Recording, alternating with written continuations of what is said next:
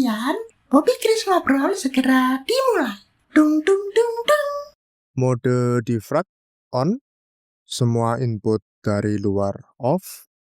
Mode tenang on, siap-siap tata ulang isi kepala.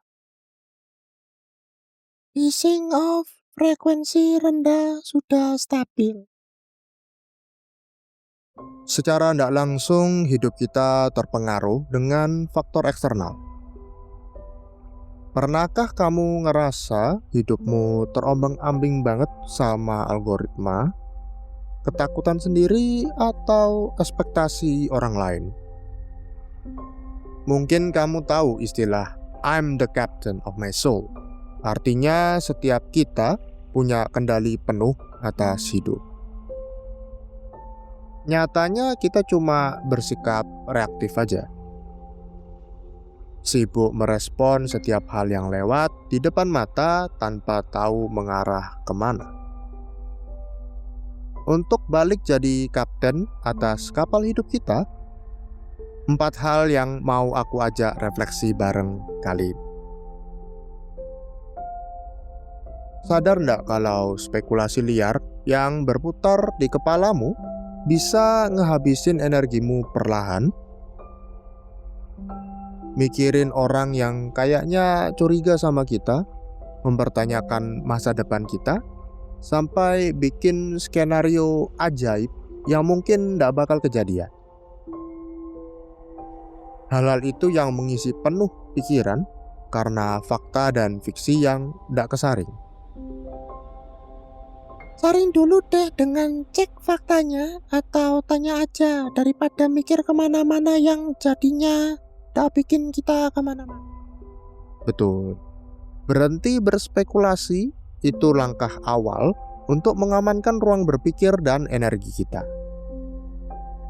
Kalau otak sudah terlanjur panas karena overthinking, biasanya jadi gampang tersulut saat berhadapan dengan dunia luar.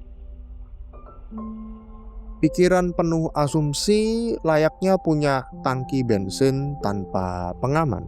Sedikit saja ada percikan api dari luar, kecenderungan meledak secara reaktifnya pasti tinggi.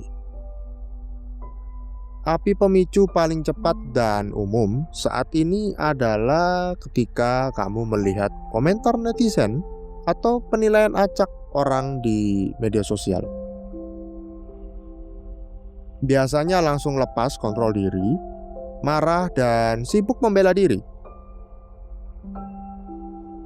Bisa jadi mungkin komentar keras mereka bukan karena tahu kapasitasmu, semata-mata karena mereka ndak kenal siapa kamu sebenarnya.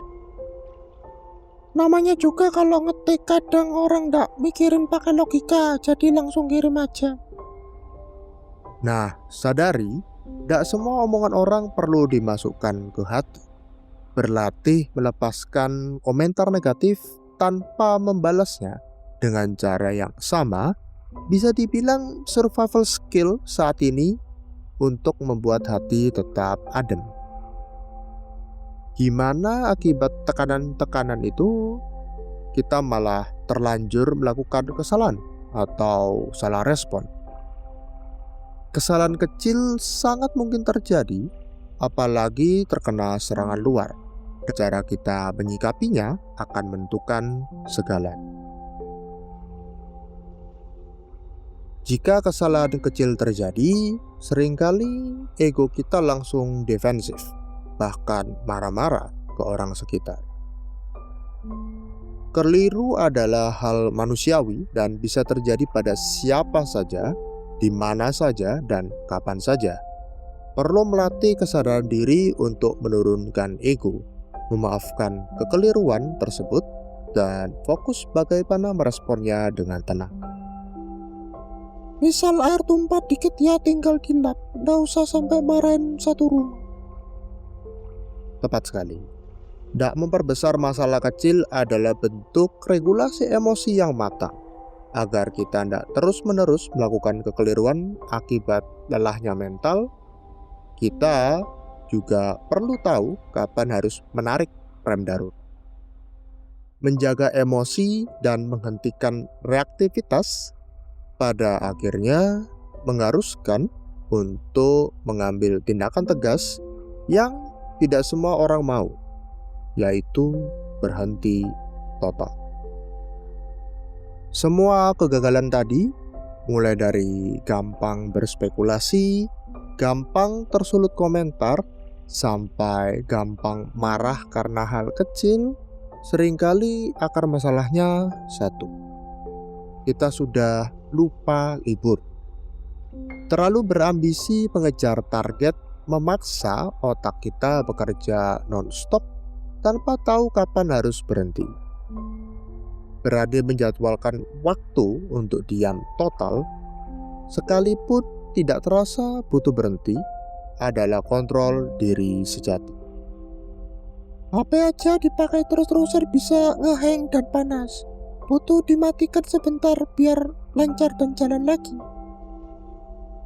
Ambil waktu 10 menit saja untuk menjauh dari segala macam distraksi dan biarkan kepalamu beristirahat penuh tanpa gangguan apapun. Untuk mengambil kembali kendali atas hari dan hidupmu, coba evaluasi 4 poin penting tadi. Apakah kamu lelah karena masalah nyata atau sekedar spekulasi di kepala? Apakah kamu masih membiarkan komentar netizen mengontrol emosimu? Apakah kamu bisa memaafkan keliru kecil tanpa perlu merusak hubungan dengan orang lain? Dan apakah kamu sudah memberikan hak bagi otakmu untuk beristirahat lewat libur kecil? Seminggu ke belakang ini, momen apa yang membuatmu hampir kehilangan kendali?